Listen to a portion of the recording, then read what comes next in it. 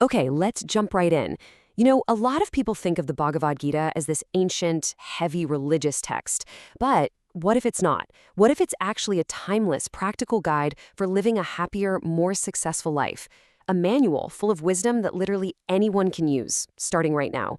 That's exactly what we're going to explore. And this right here is the starting block.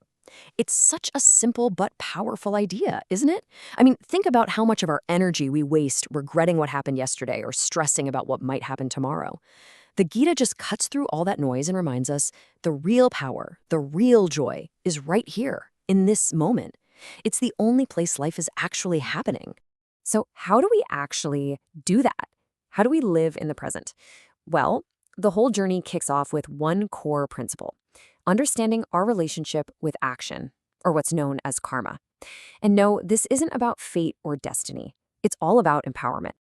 Now, what's so game-changing about this is how it completely redefines what success even means.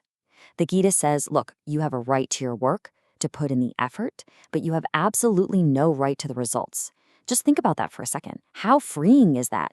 It takes all the anxiety about the outcome off the table and lets you pour 100% of your energy into just doing your best.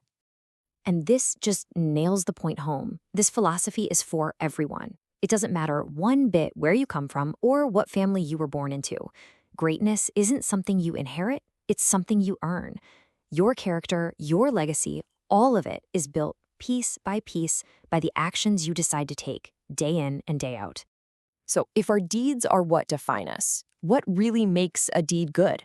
This right here is basically the rule book. It says, first, you can't run from the consequences. What you do matters. But the key to right action isn't a perfect result. It's a selfless purpose. Do the work with a good intention, and then let go. Detach from the outcome. The real focus is on the process, not the prize. And that, right there, is freedom.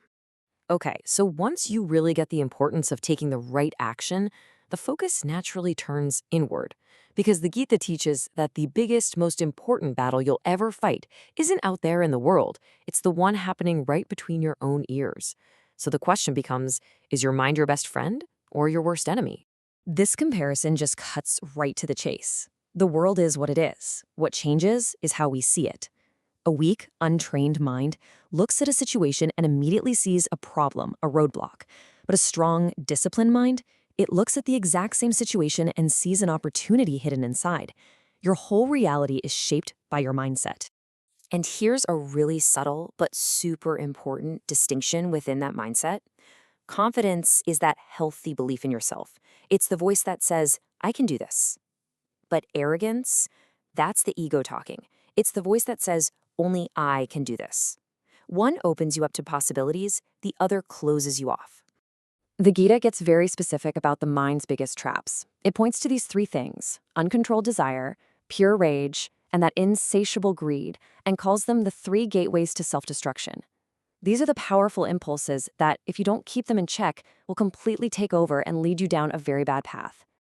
And, you know, when it all comes down to it, the battle for your mind is won or lost on the field of belief.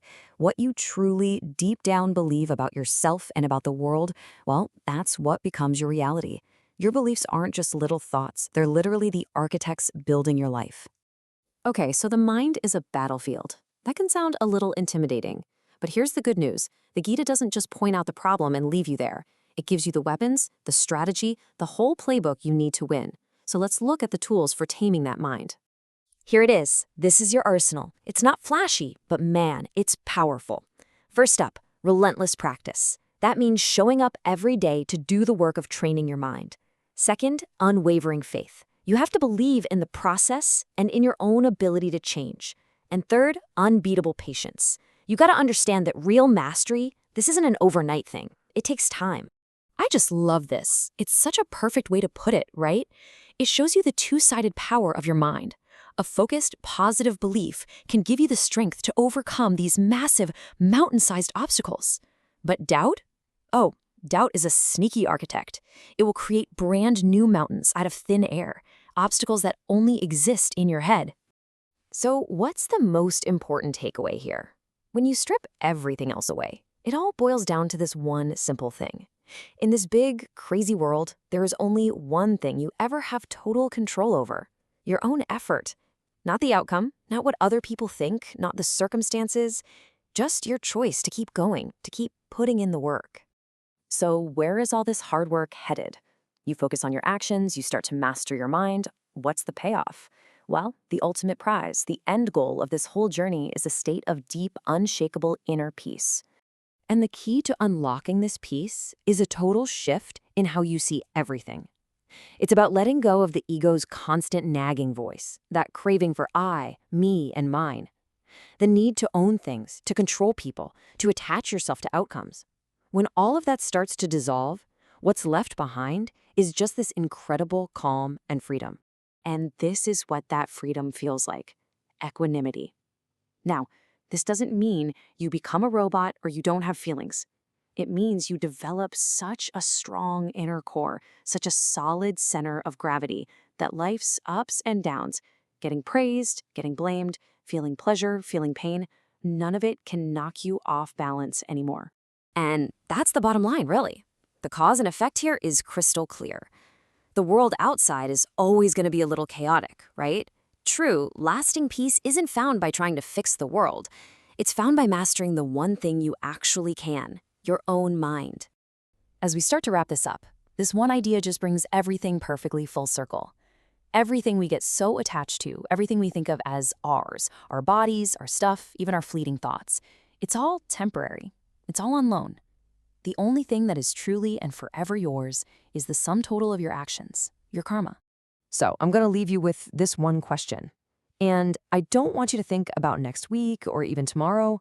I mean for today, right now. Which single idea that we've talked about has the power to change your today? Is it letting go of the result? Is it challenging a negative belief? Or is it just remembering to find the joy in this very moment? Which one are you going to put into action?